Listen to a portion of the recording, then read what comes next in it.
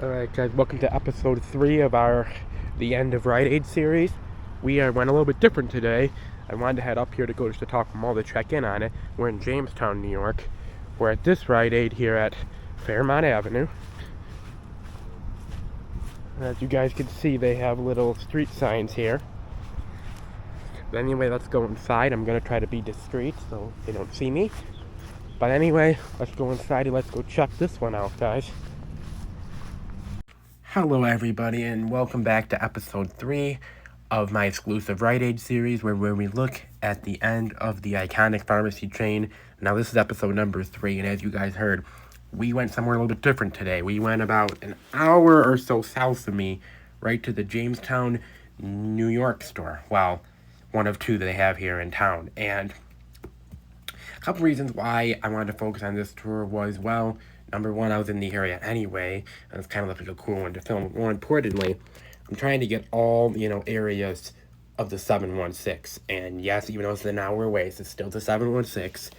And I wanted to go, I wanted to do different areas, north, south, east, and west of the city. Now, there is one exception that's technically not going to be 716. We'll talk about that later, but it's still basically the Buffalo area. They consider it part of the Buffalo area, but that will be episode 5.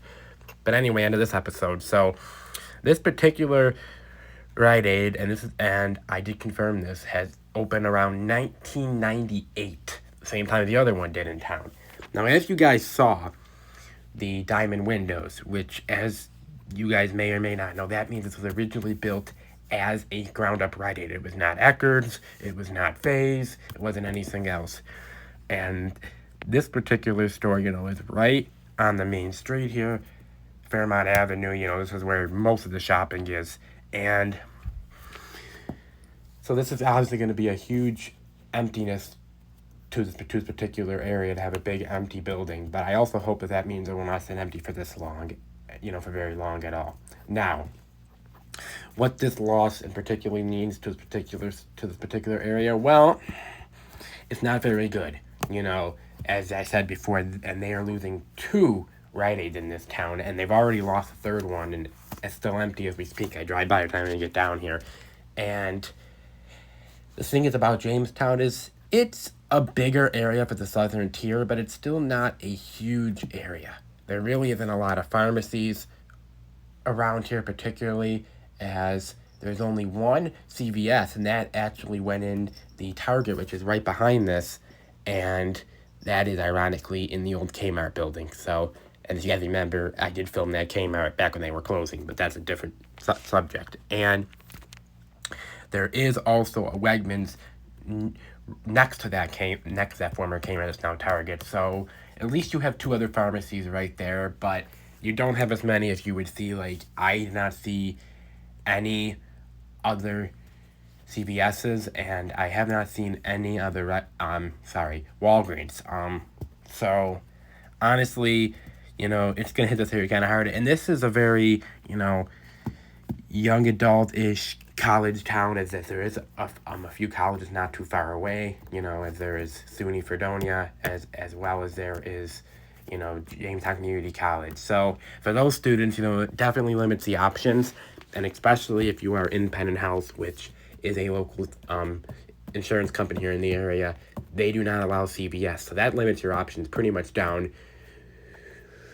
to the Wegmans, and then there also is a Walmart that's right down the road out by the mall. So it limits your options a little bit, but I don't think it's going to be as detrimental as some areas we'll see later on in this video where it's the only pharmacy. So in that aspect, I guess it's good, but it's still going to limit 2 huge pharmacy opportunities, and it really does suck, as this is a really nice area, and a lot of people here are very nice, and so it's, in that aspect, it's very sad to see this area losing their local pharmacy, but there isn't much they can do about it, and Rite Aid is completely going out of business. But, as I mentioned in your other videos, feel free to comment down below and what your memories are of the Rite Aid chain, and what are your thoughts, all about why they failed, and overall, what are you going to most particularly miss. I would love to hear what you guys have to say down in the comments down below. Anyway, here I am going to stop talking the rest of the inside of the video. In a second here, I will see you guys back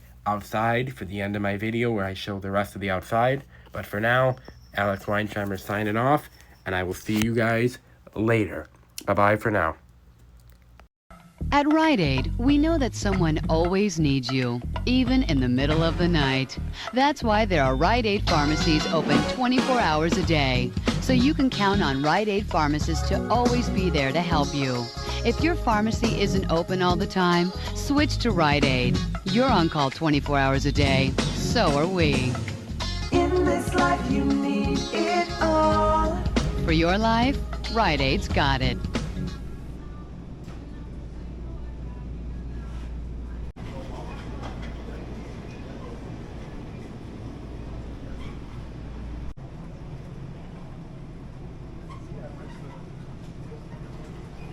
Alright guys, there's a look at the Rite Aid here in Jamestown, New York at Fairmont Avenue, one of two they're losing.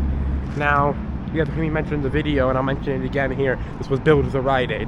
And the reason how you know is because of the diamond windows right there. Very distinctive. And let me tell you something, this Rite Aid needs more closing signs. If you're driving on a major road, you have no idea that they're closing. Because even though they have all these closing signs all the way down, as you guys saw around the corner too.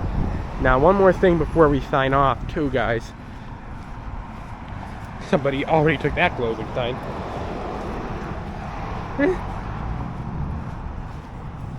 But